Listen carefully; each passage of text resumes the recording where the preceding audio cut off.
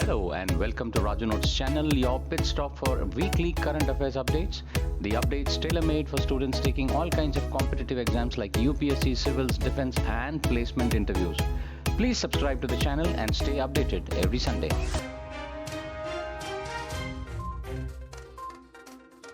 The United States delegation, including former US House Speaker Nancy Pelosi and House Foreign Affairs Committee Chairman Michael McCaul, this week met at the residence of Tibetan religious leader Dalai Lama in McLeodganj, Himachal Pradesh.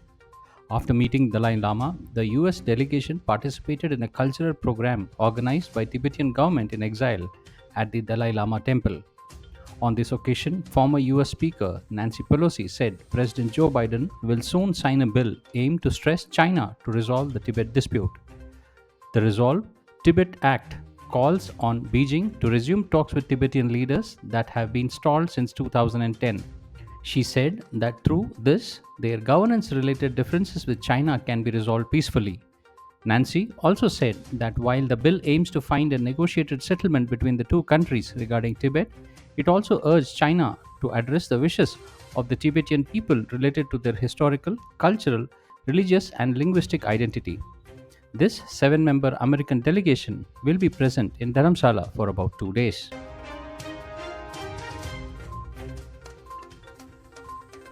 National Security Advisor Ajit Doval and his US counterpart Jake Sullivan attended an industry roundtable on US initiative on critical and emerging technologies in New Delhi on Tuesday.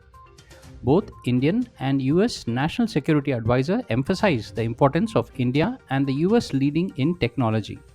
Mr. Doval and Mr. Sullivan chaired the second meeting of the India-US Initiative on Critical and Emerging Technology (ICET) in New Delhi. The two national security advisors resolved to support enhanced collaboration across the governments, industry, and academia, with a particular focus on semiconductor technology and manufacturing, sustainable agriculture, and food security. They also agreed to increase cooperation in the field of clean energy, pandemic preparedness, and other critical and emerging technologies.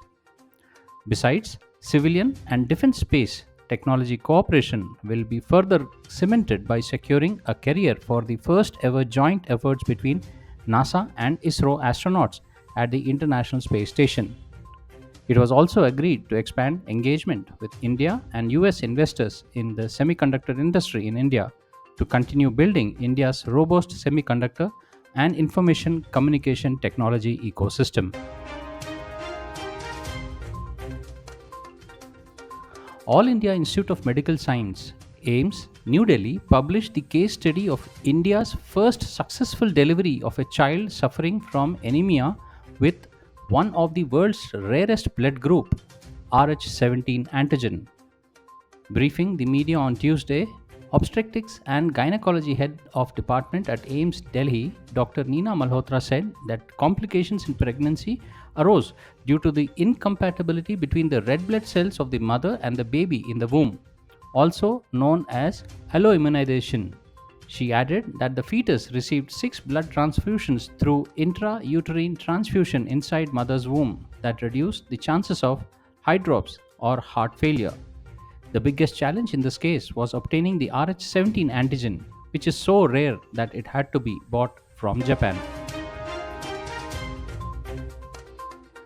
The Post Office Act of 2023 has officially come into effect this Tuesday. The Act replaces the Indian Post Office Act of 1898. As per the provisions of the Act, the government can intercept an article transmitted through India Post on specified grounds, including security of the state and the public order. An interception may be carried out on the occurrence of any such public emergency or in the interest of public safety and tranquility. Such interceptions may be carried out by the central government, state government, or any officer specially authorized by them. An intercepted shipment can be detained or disposed of by the officer in charge. The officer also has the power to open, detain, or destroy shipments carrying items prohibited under the Act or any other law.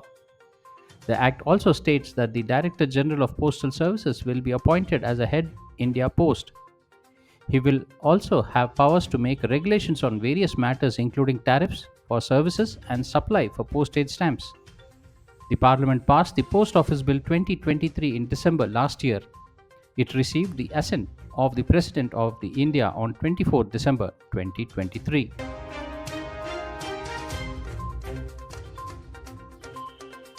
Chief of Defence Staff General Anil Chauhan released the joint doctrine for cyberspace operations during the Chief of Staff Committee meeting held in New Delhi on Tuesday. Defence Minister said that the development of joint doctrine is an important aspect of jointness and integration in Indian armed forces. It said that the joint doctrine for cyberspace operation is a significant step to give impetus to the ongoing process.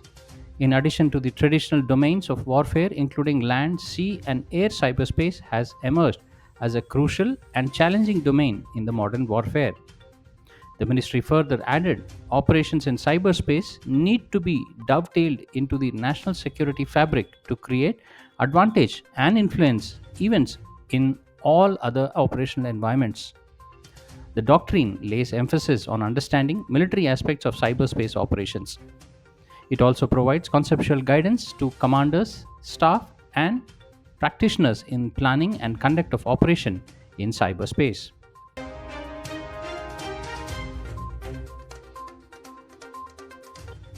Army Research and Referral Hospital in New Delhi has opened a state-of-the-art skin bank facility, a first of its kind to be established within the Armed Forces Medical Services. The Defence Ministry said that this landmark initiative aimed to revolutionize the treatment of severe burn injuries and other skin-related conditions among service members and their families. The new skin bank aims to serve as a centralized hub for the collection, processing, storage, and distribution of skin grafts, providing a critical resources for military medical centers across the country. The ministry said that the facility will adhere to the highest standards of quality control and safety, ensuring the integrity and reliability of the skin grafts.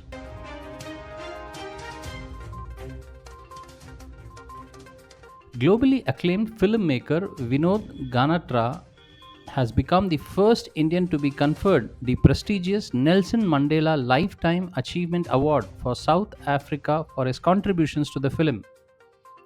He was honored with a coveted award at the ongoing 7th Nelson Mandela Children's Film Festival for his immense contribution to the world of cinema for kids. Ganatra has bagged 36 national and international awards, including the Janakinath Gaur Award from Doordarshan for his children's program Baigan Raja. He became the only Indian filmmaker to receive the Liv Umaman Peace Prize in Chicago for his Gujarati film Harun Arun. Ganatra has been invited to serve on the jury of over 100 national, regional, and international film festivals world over in the past 3 decades. He has edited and directed more than 400 documentaries and newsreels, apart from producing 25 multilingual television programs for children and youth.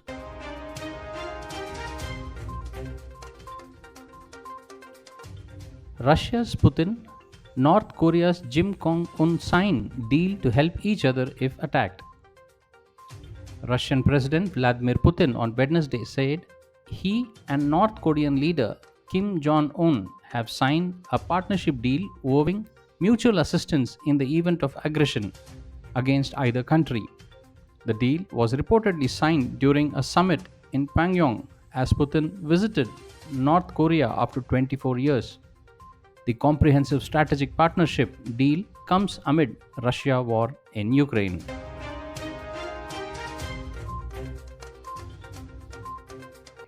Neeraj Chopra becomes first Indian javelin thrower to win gold at Pao Nurmi Games. Reigning Olympic and world champion Neeraj Chopra on Tuesday became the first Indian javelin thrower to win a gold medal at the Pao Nurmi Games in Finland. The 26-year-old won the gold medal after registering a best throw of 85.97 meters. Finnish javelin thrower Toni Keränen won silver medal with a best throw of 84.19 meters.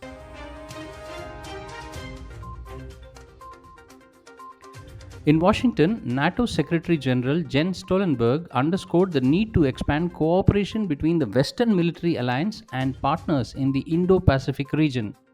He was attending a joint press conference with US Secretary of State Antony Blinken. The statement coincided with Russian President Vladimir Putin's visit to North Korea. Stoltenberg stated that Putin's visit to North Korea demonstrates and confirms the very close alignment between Russia and authoritarian states like North Korea, but also China and Iran. Stoltenberg also highlighted concern about Moscow's potential support to Pyongyang when it comes to supporting their missile and nuclear programs. Putin arrived in North Korea on Tuesday evening for a 2-day state visit against the backdrop of Russia war with Ukraine.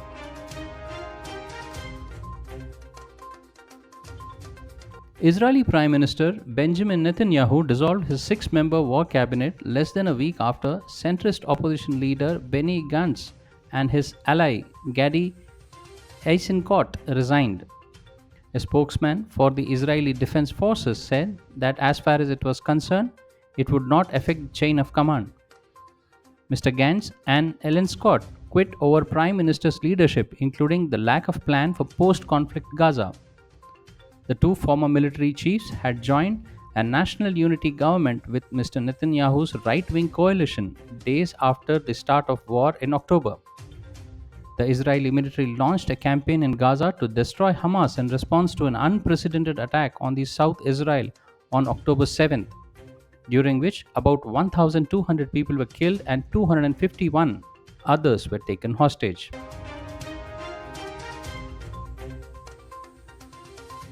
The 10th International Day of Yoga is being celebrated across the country on 21st of June. The main function was held at Sher-e-Kashmir International Conference Centre SKICC in Srinagar, Jammu and Kashmir. Prime Minister Narendra Modi led the celebrations from Srinagar. Globally, embassies and Indian missions abroad joined the celebrations, reflecting yoga's widespread influence.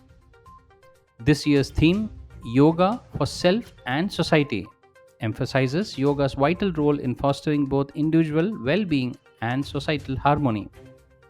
The event aims to bring together thousands of participants carrying the message to promote global health and wellness through the practice of yoga.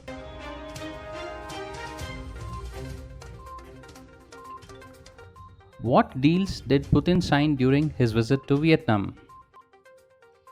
Russian President Vladimir Putin signed a number of deals with his Vietnamese counterpart To Lam on Thursday during a state visit to the country. They signed agreements to further cooperation on education, science and technology, oil and gas exploration and health. Putin said that the two countries share an interest in developing a reliable security architecture in Asia-Pacific region.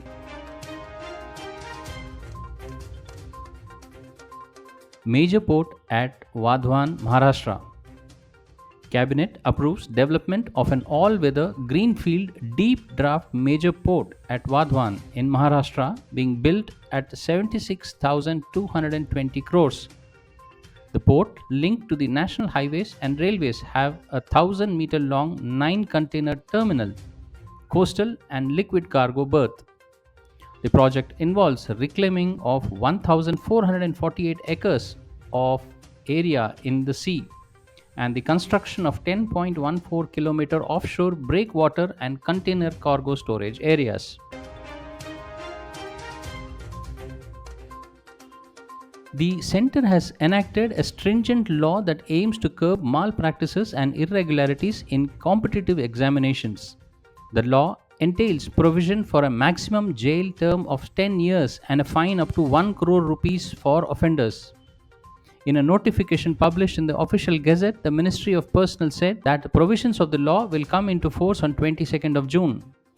The Public Examination Prevention of Unfair Means Bill 2024 was passed by the Lok Sabha and Rajya Sabha on February 6th and 9th respectively. President Draupadi Murmu gave approval to the bill on February 12, turning it into a law.